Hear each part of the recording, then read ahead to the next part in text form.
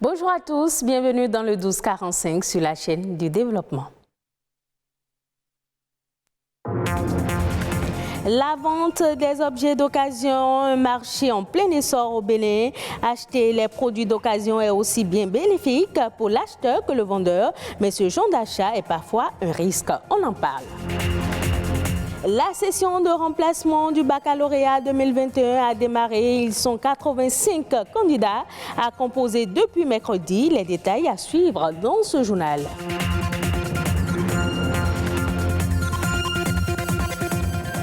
Pour une adéquation formation-emploi, des réformes s'imposent notamment au niveau du système éducatif. Le directeur de l'Agence nationale pour l'emploi partage cette conception qui fait désormais l'unanimité. Il se prononce dans cette édition. Le marché des biens d'occasion connaît une croissance exponentielle au Bénin. Cette croissance soulève des interrogations quant aux raisons de son développement et aux conséquences possibles pour les consommateurs. Qu'est-ce qui motive certaines personnes à aller vers ces objets et comment s'y prendre en cas de défaillance? Les réponses dans ce reportage. On note aujourd'hui dans nos grandes villes la vente d'objets d'occasion. Les usagers de ce vaste marché s'en sortent avec diverses fortunes. Il y a de cela 2 semaines, j'ai payé une moto pour mes soeurs pour qu'elles puissent aller à l'école. Après avoir payé la moto, le monsieur m'a tout assuré pour dire que c'est clean. Mais plus tard, je me suis retrouvé à dépenser 50 000 et plus dans la moto. Si Tobada Vico garde un mauvais souvenir de cette expérience, d'autres par contre estiment que ce n'est pas parce que les produits d'occasion sont déjà utilisés qu'ils perdent de la valeur. Ce sont des trucs résistants, les prix sont à la portée de tout le monde. Donc ce sont des trucs qui aident et disons ceux qui n'ont pas assez de moyens pour pouvoir prendre des trucs neufs à s'en en procurer en fait. Moi j'ai payé plusieurs produits d'occasion et ça a duré. J'ai pu acheter un PC portatif en occasion. Ouais, donc pour moi, j'ai eu la chance que l'ordinateur portatif marche. Pour la plupart des usagers rencontrés, derrière les objets d'occasion se cache un piège. Quelqu'un qui a déjà utilisé un truc et qui veut revendre, c'est tellement que le truc a un petit problème. Les produits d'occasion souvent se présentent sous 2 aspects. Lorsque quelqu'un décide de vendre quelque chose, soit la personne a un problème financier direct, ou soit la chose que la personne décide de vendre a un problème. Et pour éviter cet état de choses, ce type d'achat devrait se faire sous certaines conditions. Il faut premièrement s'assurer de la propriété effective de celui qui est en train de vous vendre cet élément-là. Sinon, vous pouvez être poursuivi pour recel. Deuxième élément, ce sont les risques qui peuvent arriver dans ces genres de transactions-là. C'est-à-dire, vous prenez un bien d'occasion auprès de quelqu'un, après vous constatez une certaine défaillance. Vous savez, dans les boutiques, formellement, il y a les questions de garantie où quand vous êtes dans le délai, vous pouvez repartir pour aller changer. Mais dans nos relations contractuelles, comme vous l'avez décrit tout à l'heure, ces éléments n'existent pas. Ça veut dire quoi? Lorsque ça arrive comme ça et que vous approchez de votre co-contractant qui reconnaît l'erreur, vous pouvez régler entre vous. Lorsque vous ne vous entendez pas, vous allez donc vous référer aux autorités compétentes, notamment, je veux dire, la juridiction compétente pour vous voir trancher un litige, parce que là, c'est un litige qui naît. Au-delà des réticences qu'on peut avoir et qui peuvent être difficiles à surmonter, l'achat des objets d'occasion est néanmoins à la portée du citoyen lambda. Les candidats au bac qui, pour une raison ou une autre, n'ont pas pu composer lors de la session nationale du bac qui s'est tenue du 21 au 24 juin 2021 ont eu droit à une seconde chance. Ils étaient 85 à composer depuis mercredi dernier pour l'obtention de ce premier diplôme universitaire au collège Sainte-Rita, le seul centre retenu pour les compositions. Une équipe de la rédaction de BB24 était au lancement, suivant le compte-rendu. Les candidats malades à la session normale du bac 2021 sont plus ou moins rétablis de leurs affections. Leur présence au CEG Sainte-Rita, seul centre choisi pour la session de remplacement, en est la preuve. Ce matin, le responsable du centre fait une petite mise au point aux surveillants avant le démarrage des épreuves. J'avais dit au début que ce sont des candidats spéciaux. Soyez très vigilants. Observez ces candidats. Quand ça ne va pas, on le sent. Celui qui a la tête baissée, n'hésitez pas à aller vers lui. Et lorsque vous sentez que ça ne va pas du tout, venez vers nous. L'infirmière ira dans la salle pour voir ce qu'on pourra faire. Ne laissez pas les candidats tomber d'abord. On a eu ça l'année passée, l'année surpassée. À la suite du chef centre, c'est au tour du directeur de l'office du bac de donner des consignes et d'encourager les candidats. Et un examen, ce n'est pas un concours. C'est ceux qui ont été au collège, dans les établissements, qui ont suivi le programme normal et qui, pour une raison ou une autre, sont un peu indisposés. Donc nous prenons tout le soin valable pour que ceux-là puissent composer dans les mêmes conditions que ceux qui ont composé à la session normale. Alphonse Da Silva exhorte donc ses candidats à fournir assez d'efforts pour des résultats aussi meilleurs que ceux de la session normale. Tout le monde a contribué, c'est une œuvre nationale, le baccalauréat béninois, et on ne peut que se réjouir de ce taux. Et c'est aussi un effort louable du gouvernement qui a mis les moyens à la disposition de l'organisation. Donc ici, c'est tout le monde qui est gagnant, il n'y a pas de perdant. 85 candidats ont préparé ces 3 jours de composition qui prennent fin ce vendredi. Les corrections se font au fur et à mesure que les candidats composent et les résultats sont attendus dans les prochaines heures.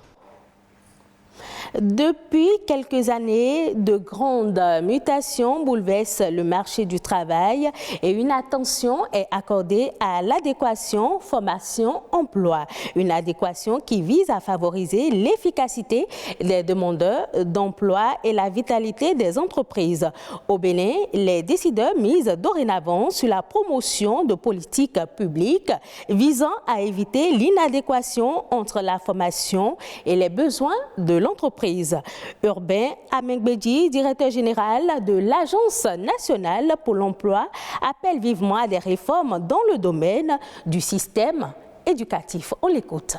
Le système éducatif tel que mis en place et appliqué dans notre pays depuis plusieurs décennies révèle quelques faiblesses quant à la compétence des jeunes lorsque ces jeunes sont sollicités par les entreprises.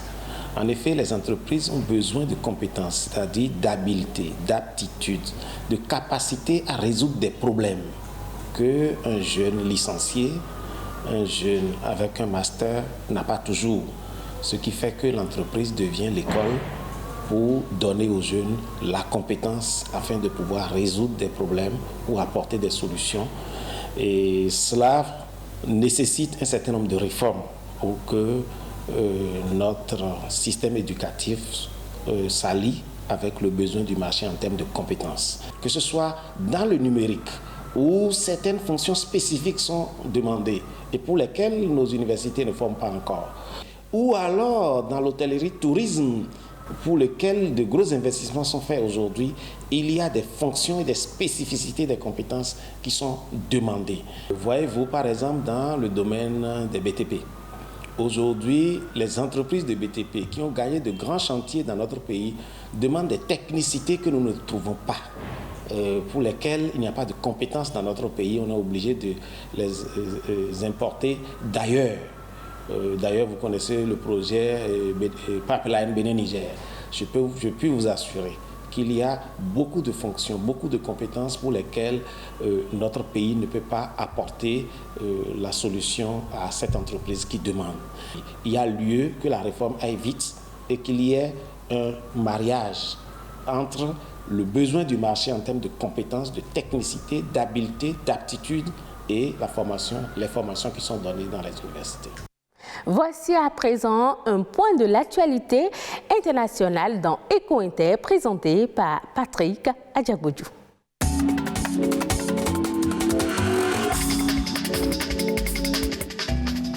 Au Liban, la facture alimentaire flambe avec la chute de la monnaie. Le pays s'enlise dans la crise économique et sociale.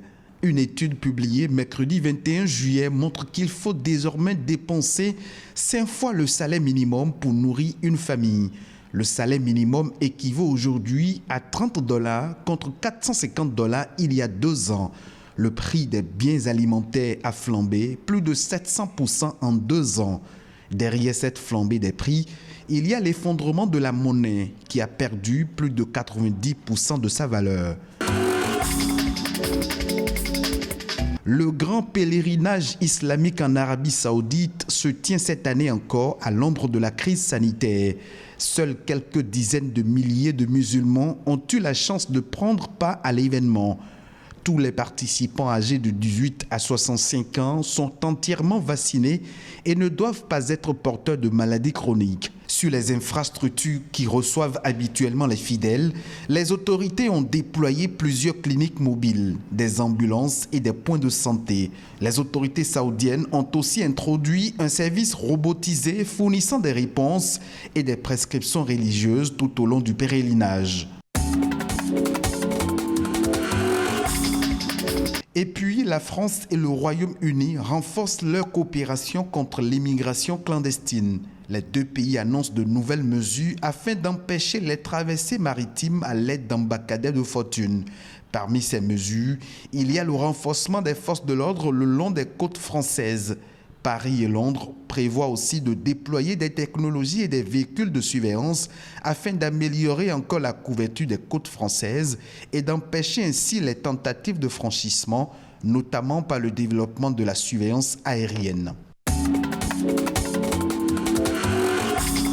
Aux États-Unis, le Covid-19 tue encore des milliers de personnes.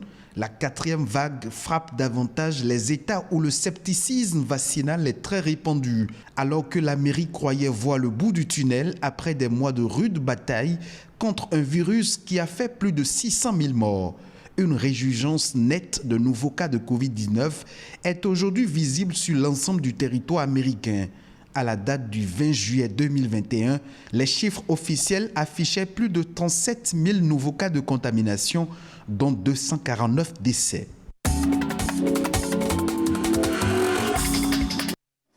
$40 millions, soit environ 24 milliards de francs CFA, c'est le fonds nécessaire pour prévenir et lutter contre les populations acadiennes, notamment en Somalie, au Soudan, en Éthiopie, au Kenya et au Yémen. Les États-Unis ont annoncé récemment leur intention d'envoyer en Afrique de l'Est une équipe de travail qui va participer à la lutte contre les criquets pèlerins. Cette équipe va se charger d'élaborer une stratégie complète de contrôle des invasions actuelles de criquets pèlerins dans les pays ciblés. C'est la fin de ce journal. Merci de l'avoir suivi. Retrouvez cette édition sur le site de l'ORTB, www.ortb.bj.